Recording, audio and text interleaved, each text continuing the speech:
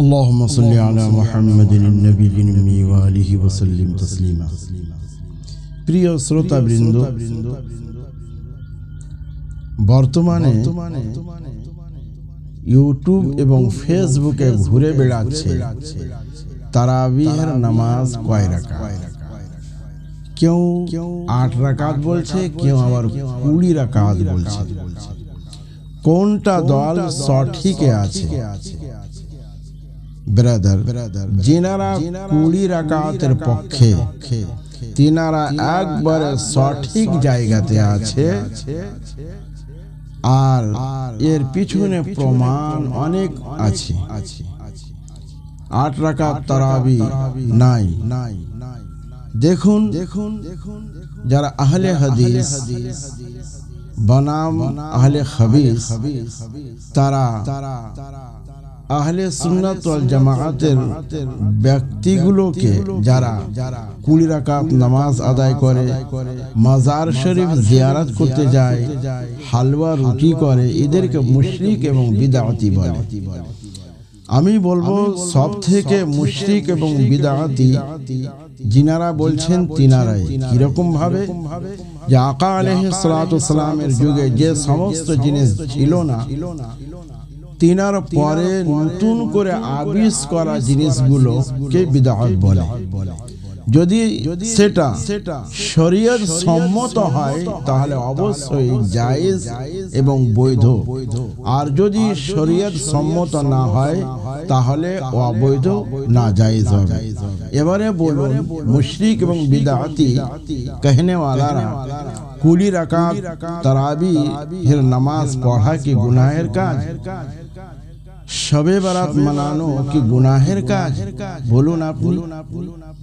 20 রাকাত তারাবি এর প্রমাণ অবশ্যই আছে। শুনুন, যে কিতাবটির নাম হচ্ছে ফতওয়ায়ে খানিয়া, প্রথম খণ্ড, পৃষ্ঠা নম্বর 234। এই কিতাব নির্ভরযোগ্য কিতাব। এই কিতাবকে সবাই মানে। এর মধ্যে লেখা আছে مقدار التراويح عند أصحابنا والشافعي ما روى الحسن عن أبي حنيفة قال القيام في شهر رمضان سنة لا ينبغي تركها يصلي أهل كل مسجد في مسجدهم كل ليلة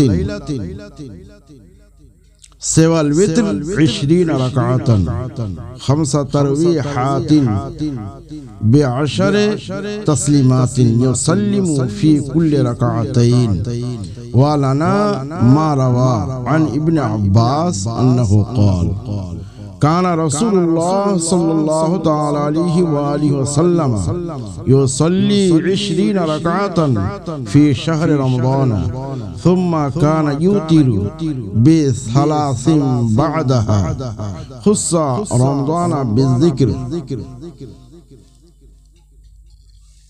এই কিতাবের মধ্যে কত সুন্দরভাবে লেখা আছে যে তারাবির মিকদার, মানে তারাবি কয় রাকাত। আমাদের আসহাব এবং ইমাম শাফি রাহমাতুল্লাহ আলাইহি এর নিকটে, এবং হাসান রিওয়ায়াত করেছেন হযরত আবু হুরায়রা থেকে।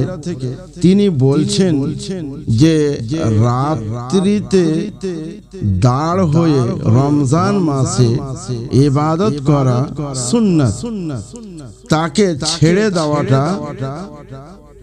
উচিত হবে না। তো রমজান মাসে দাঁড়িয়ে নামাজ পড়াটা, এতে তারাবির নামাজ বোঝানো হচ্ছে।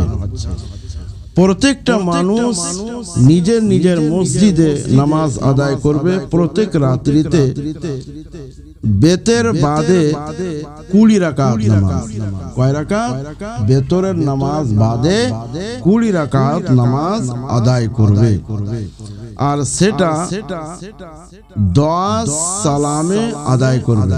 মানে 20 রাকাত নামাজকে 2 রাকাত করে পড়বে, 10 বার সালাম ফিরবে। হযরতে ইবনে আব্বাস রাদিয়াল্লাহু তাআলা আনহু তিনি বলছেন যে আকা আলাইহিস সালাতু সালাম পবিত্র রমজান মাসে 20 রাকাত নামাজ আদায় করেছেন। কত সুন্দরভাবে প্রমাণ হলো। এই প্রমাণ পাওয়া সত্ত্বেও যদি কেউ না মানে তাহলে সে কোনো আলিম নয়, সে একেবারে গাধা হবে। তার চরিত্র পশুর মতো হবে। সে কিতাব মোতালা করে না, কিতাব পড়ে না। যদি কিতাব পড়তো তাহলে নিশ্চয় সঠিকটা সে জানতে পারতো, নিজের লোকদেরকে বিভ্রান্ত করতো না।